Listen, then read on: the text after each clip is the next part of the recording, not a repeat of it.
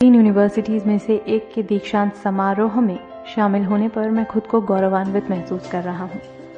मैं आपको एक सच बात बता दूँ, मैं कभी किसी कॉलेज से पास नहीं हुआ और आज पहली बार मैं किसी कॉलेज ग्रेजुएशन सेरेमनी के इतना करीब पहुँचा हूँ। आज मैं आपको अपने जीवन की 3 कहानियाँ सुनाना चाहूँगा। ज़्यादा कुछ नहीं, बस 3 कहानियाँ। मेरी पहली कहानी डॉट्स कनेक्ट करने के बारे में है। रीड कॉलेज में दाखिला लेने के 6 महीने के अंदर ही मैंने पढ़ाई छोड़ दी, पर मैं उसके 18 महीने बाद तक वहाँ किसी तरह आता जाता रहा। तो सवाल उठता है कि मैंने कॉलेज क्यों छोड़ा। एक्चुअली इसकी शुरुआत मेरे जन्म से पहले की है। मेरी बायोलॉजिकल मदर एक यंग अविवाहित ग्रेजुएट स्टूडेंट थी और वो मुझे किसी और को अडॉप्शन के लिए देना चाहती थी, पर उनकी एक ख्वाहिश थी कि कोई कॉलेज ग्रेजुएट ही मुझे अडॉप्ट करे। सब कुछ बिल्कुल सेट था और मैं एक वकील और उसकी वाइफ के द्वारा अडॉप्ट किए जाने वाला था कि अचानक उस कपल ने अपना विचार बदल दिया और डिसाइड किया कि उन्हें एक लड़की चाहिए। इसीलिए तब आधी रात को मेरे पेरेंट्स, जो तब वेटिंग लिस्ट में थे, को कॉल करके बोला गया कि हमारे पास एक बेबी बॉय है, क्या आप उसे गोद लेना चाहेंगे? और उन्होंने झट से हाँ कर दी। बाद में मेरी बायोलॉजिकल मदर को पता चला कि मेरी माँ कॉलेज पास नहीं है और पिता तो हाई स्कूल पास भी नहीं है। इसीलिए उन्होंने अडॉप्शन पेपर्स साइन करने से मना कर दिया। पर कुछ महीनों बाद मेरे होने वाले पेरेंट्स के मुझे कॉलेज भेजने के आश्वासन के बाद वो मान गई। तो मेरी जिंदगी की शुरुआत कुछ इस तरह हुई और 17 साल बाद मैं कॉलेज गया। पर गलती से मैंने स्टैनफोर्ड जितना ही महंगा कॉलेज चुन लिया। मेरे वर्किंग क्लास पेरेंट्स की सारी जमा पूंजी मेरी पढ़ाई में जाने लगी। 6 महीने बाद मुझे इस पढ़ाई में कोई वैल्यू नहीं दिखी। मुझे कुछ आइडिया नहीं था कि मैं अपनी ज़िंदगी में क्या करना चाहता हूँ और कॉलेज मुझे किस तरह से इसमें हेल्प करेगा। और ऊपर से मैं अपनी पेरेंट्स की जीवन भर की कमाई खर्च करता जा रहा था। इसीलिए मैंने कॉलेज ड्रॉप आउट करने का निर्णय लिया और सोचा जो होगा अच्छा होगा। उस समय तो ये सब कुछ मेरे लिए काफ़ी डरावना था, पर जब मैं पीछे मुड़कर देखता हूँ तो मुझे लगता है कि ये मेरी ज़िंदगी का सबसे अच्छा डिसीजन था। जैसे ही मैंने कॉलेज छोड़ा, मेरे ऊपर से ज़रूरी क्लासेस करने की बाध्यता खत्म हो गई और मैं चुपचाप सिर्फ अपने इंटरेस्ट की क्लासेस करने लगा। ये सब कुछ इतना आसान नहीं था। मेरे पास रहने के लिए कोई रूम नहीं था, इसीलिए मुझे दोस्तों के रूम में फर्श पे सोना पड़ता था। मैं कोक की बोतल को लौटाने से मिलने वाले पैसों से खाना खाता था। मैं हर संडे 7 मील पैदल चलकर हरे कृष्ण टेम्पल जाता था ताकि कम से कम हफ्ते में 1 दिन पेट भर खाना खा सकूं। ये मुझे काफ़ी अच्छा लगता था। मैंने अपनी लाइफ में जो भी अपनी क्यूरियोसिटी और इंट्यूशन की वजह से किया, वो बाद में मेरे लिए प्राइसलेस साबित हुआ। Let me give an example. उस समय रीड कॉलेज शायद दुनिया की सबसे अच्छी जगह थी जहाँ कैलीग्राफी सिखाई जाती थी। पूरे कैंपस में हर एक पोस्टर, हर एक लेबल बड़ी खूबसूरती से हाथों से कैलीग्राफ किया होता था। क्योंकि मैं कॉलेज से ड्रॉप आउट कर चुका था, इसलिए मुझे नॉर्मल क्लासेस करने की कोई ज़रूरत नहीं थी। मैंने तय किया कि मैं कैलीग्राफी की क्लासेस करूँगा और इसे अच्छी तरह से सीखूँगा। मैंने सेरिफ और सैंस सेरिफ टाइप फेसेस के बारे में सीखा, अलग अलग लेटर कॉम्बिनेशन के बीच में स्पेस वेरी करना और किसी अच्छी टाइपोग्राफी को क्या चीज़ अच्छा बनाती है, ये भी सीखा। ये खूबसूरत था, इतना आर्टिस्टिक था कि इसे साइंस द्वारा कैप्चर नहीं किया जा सकता था और ये मुझे बेहद अच्छा लगता था। उस समय ज़रा सी भी उम्मीद नहीं थी कि मैं इन चीज़ों का यूज़ कभी अपनी लाइफ में करूँगा। लेकिन जब 10 साल बाद हम पहला मैकिन्टोश कंप्यूटर बना रहे थे, तब मैंने इसे मैक में डिज़ाइन कर दिया और मैक खूबसूरत टाइपोग्राफी युक्त दुनिया का पहला कंप्यूटर बन गया। अगर मैंने कॉलेज से ड्रॉप आउट नहीं किया होता तो मैक में कभी मल्टीपल टाइप फेसेस या प्रोपोर्शनली स्पेस्ड फॉन्ट्स नहीं होते। और क्योंकि विंडोज़ ने मैक की कॉपी की थी, तो शायद किसी भी पर्सनल कंप्यूटर में ये चीज़ें नहीं होती। अगर मैंने कभी ड्रॉप आउट ही नहीं किया होता तो मैं कभी कैलीग्राफी की वो क्लासेस नहीं कर पाता और फिर शायद पर्सनल कंप्यूटर्स में जो फॉन्ट्स होते हैं वो होते ही नहीं। ऑफ कोर्स जब मैं कॉलेज में था तब भविष्य में देखकर इन डॉट्स को कनेक्ट करना इम्पॉसिबल था। लेकिन 10 साल बाद जब मैं पीछे मुड़कर देखता हूँ तो सब कुछ बिल्कुल साफ नजर आता है। आप कभी भी फ्यूचर में झांककर डॉट्स कनेक्ट नहीं कर सकते, आप सिर्फ पास्ट देखकर ही डॉट्स कनेक्ट कर सकते हैं। इसीलिए आपको यकीन करना होगा कि अभी जो हो रहा है वो आगे चलकर किसी न किसी तरह आपके फ्यूचर से कनेक्ट हो जाएगा। आपको किसी न किसी चीज में विश्वास करना ही होगा, अपने गट्स में, अपनी डेस्टिनी में, अपनी जिंदगी या फिर अपने कर्म में। किसी न किसी चीज में विश्वास करना ही होगा, क्योंकि इस बात में बिलीव करना कि आगे चलकर डॉट्स कनेक्ट होंगे आपको अपने दिल की आवाज सुनने की हिम्मत देगा, तब भी जब आप बिल्कुल अलग रास्ते पर चल रहे होंगे। And that will make the difference. मेरी दूसरी कहानी लव और लॉस के बारे में है। मैं जिस चीज को चाहता था वो मुझे जल्दी ही मिल गई। मैंने अपने पेरेंट्स के गराज से एप्पल शुरू की, तब मैं 20 साल का था। हमने बहुत मेहनत की और 10 साल में एप्पल 2 लोगों से बढ़कर $2 बिलियन और 4000 लोगों की कंपनी हो गई।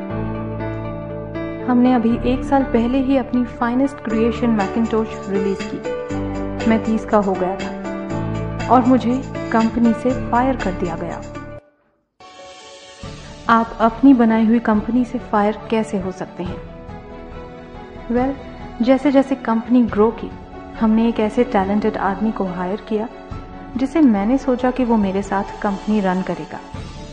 पहले 1 साल सब कुछ ठीक ठाक चला, लेकिन फिर कंपनी के फ्यूचर विजन को लेके हम दोनों में मतभेद होने लगे। बात बोर्ड ऑफ डायरेक्टर्स तक पहुंच गई और उन लोगों ने उसका साथ दिया।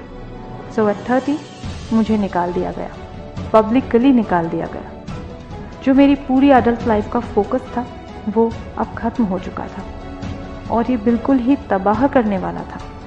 मुझे सचमुच अगले कुछ महीनों तक समझ ही नहीं आया कि मैं क्या करूं। मुझे महसूस हुआ कि ये सब कुछ इतनी आसानी से एक्सेप्ट करके मैंने अपने पहले के जनरेशन के एंटरप्रेन्योर्स को नीचा दिखाया है। मैं डेविड पकार्ड और बॉब नॉइस से मिला, उनसे सब कुछ ऐसे हो जाने पर माफी मांगी। मैं एक बहुत बड़ा पब्लिक फेलियर था। एक बार तो मैंने वैली छोड़कर जाने की भी सोची, पर धीरे धीरे मुझे एहसास हुआ कि मैं जो काम करता हूँ उसके लिए मैं अभी भी पैशनेट हूँ। एप्पल में जो कुछ हुआ उसकी वजह से मेरे पैशन में जरा भी कमी नहीं आई है। मुझे रिजेक्ट कर दिया गया है, पर मैं अभी भी अपने काम से प्यार करता हूँ। इसीलिए मैंने फिर से शुरुआत करने की सोची। मैंने तब नहीं सोचा, पर अब मुझे लगता है कि एप्पल से फायर किया जाने से अच्छी चीज मेरे साथ हो ही नहीं सकती थी।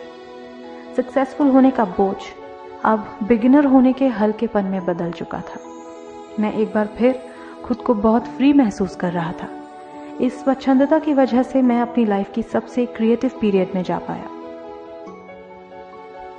अगले 5 सालों में मैंने एक कंपनी नेक्स्ट और दूसरी कंपनी पिक्सर स्टार्ट की और इसी दौरान मेरी मुलाकात एक बहुत ही अमेजिंग लेडी से हुई जो आगे चलकर मेरी वाइफ बनी।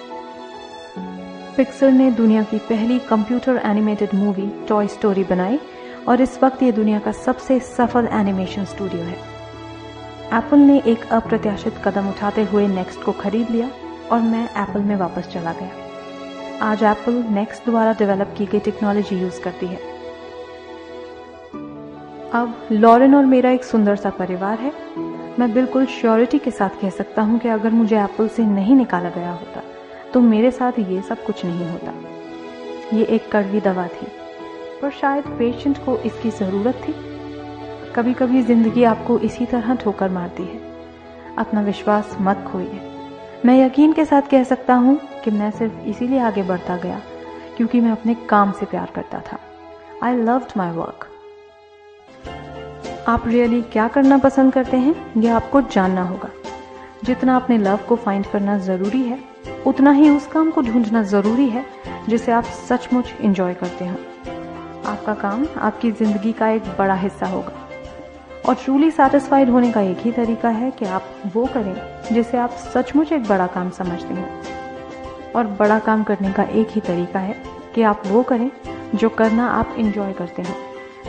यदि आपको अभी तक वो काम नहीं मिला है तो आप रुकिए मत, उसे खोजते रहिए। जैसा कि दिल से जुड़ी हर चीज में होता है, वो जब आपको मिलेगा तब आपको पता चल जाएगा। और जैसा कि किसी अच्छी रिलेशनशिप में होता है, वो समय के साथ साथ और अच्छा होता जाएगा। इसीलिए खोजते रहिए, रुकिए मत। मेरी तीसरी कहानी डेथ के बारे में है।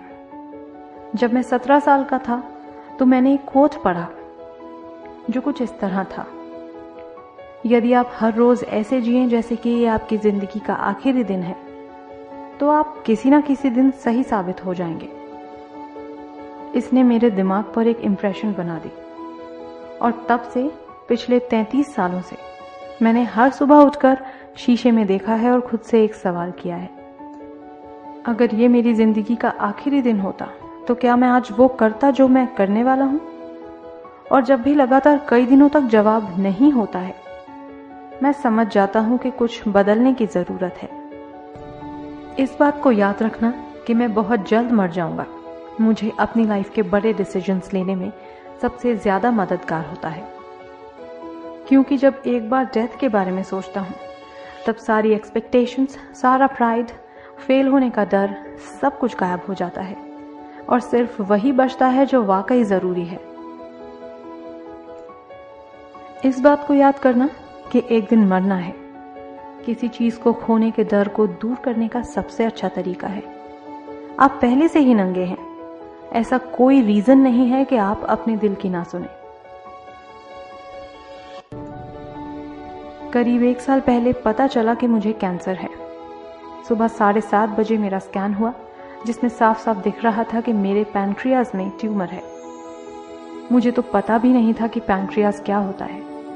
डॉक्टर ने लगभग यकीन के साथ बताया कि मुझे एक ऐसा कैंसर है जिसका इलाज संभव नहीं है और अब मैं बस 3 से 6 महीने का मेहमान हूँ। डॉक्टर ने सलाह दी कि मैं घर जाऊं और अपनी सारी चीजें व्यवस्थित कर लूं, जिसका इनडायरेक्ट मतलब होता है आप मरने की तैयारी कर लीजिए। इसका मतलब कि आप कोशिश करिए कि आप अपने बच्चों से जो बातें अगले 10 साल में करते वो अगले कुछ ही महीनों में कर लीजिए। इसका ये मतलब होता है कि आप सब कुछ सुव्यवस्थित कर लीजिए कि आपके बाद आपकी फैमिली को कम से कम परेशानी हो। इसका ये मतलब होता है कि आप सबको गुड बाय कर दीजिए।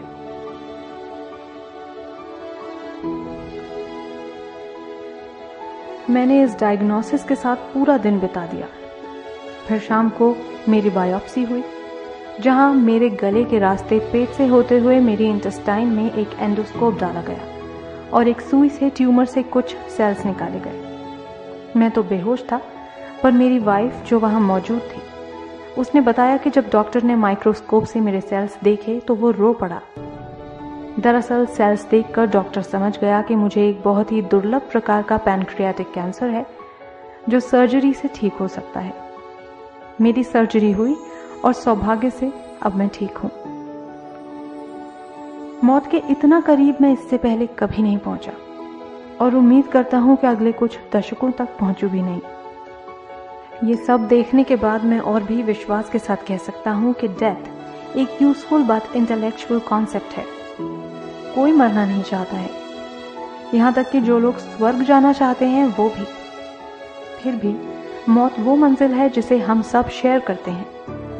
आज तक इससे कोई बचा नहीं और ऐसा ही होना चाहिए, क्योंकि शायद मौत ही इस जिंदगी का सबसे बड़ा आविष्कार है। ये जिंदगी को बदलती है, पुराने को हटाकर नए का रास्ता खोलती है और इस समय नए आप हैं, पर ज्यादा नहीं। कुछ ही दिन में आप भी पुराने हो जाएंगे और रास्ते से साफ हो जाएंगे। इतना ड्रामेटिक होने के लिए माफी चाहता हूं, पर यह सच है। आपका समय सीमित है, इसीलिए इसे किसी और की जिंदगी जीकर व्यर्थ मत कीजिए। बेकार की सोच में मत फंसिए। अपनी जिंदगी को दूसरों के हिसाब से मत चलाइए। औरों के विचारों के शोर में अपनी अंदर की आवाज को, अपने इंट्यूशन को मत डूबने दीजिए। वे पहले से ही जानते हैं कि तुम सच में क्या बनना चाहते हो।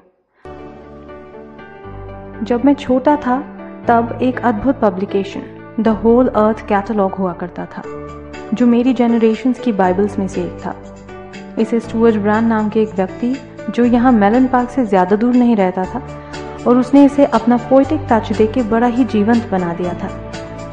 ये 60 के दशक की बात है, जब कंप्यूटर और डेस्कटॉप पब्लिशिंग नहीं हुआ करती थी। पूरा कैटलॉग टाइपराइटर्स, सिजर्स और पोलराइड कैमरास की मदद से बनाया जाता था। वो कुछ ऐसा था मानो गूगल को एक बुक के फॉर्म में कर दिया गया हो, वो भी गूगल के आने के 35 साल पहले। वो एक आदर्श था, अच्छे टूल्स और महान विचारों से भरा हुआ था। स्टुअर्ट और उनकी टीम ने द होल अर्थ कैटलॉग के कई इश्यूज निकाले और अंत में एक फाइनल इश्यू निकाला। ये 70 के दशक का मध्य था और तब मैं आपके जितना था। फाइनल इश्यू के बैक कवर पे प्रातःकाल का किसी गांव की सड़क का दृश्य था। वो कुछ ऐसी सड़क थी जिसपे यदि आप एडवेंचरस हों तो किसी से लिफ्ट मांगना चाहेंगे, और उस पिक्चर के नीचे लिखा था, स्टे हंग्री, स्टे फूलिश। ये उनका फेयरवेल मैसेज था जब उन्होंने साइन ऑफ किया, स्टे हंग्री, स्टे फूलिश। और मैंने अपने लिए हमेशा यही विश किया है। और अब जब आप लोग यहाँ से ग्रेजुएट हो रहे हैं तो मैं आपके लिए भी यही विश करता हूँ, stay hungry, stay foolish. Thank you all very much.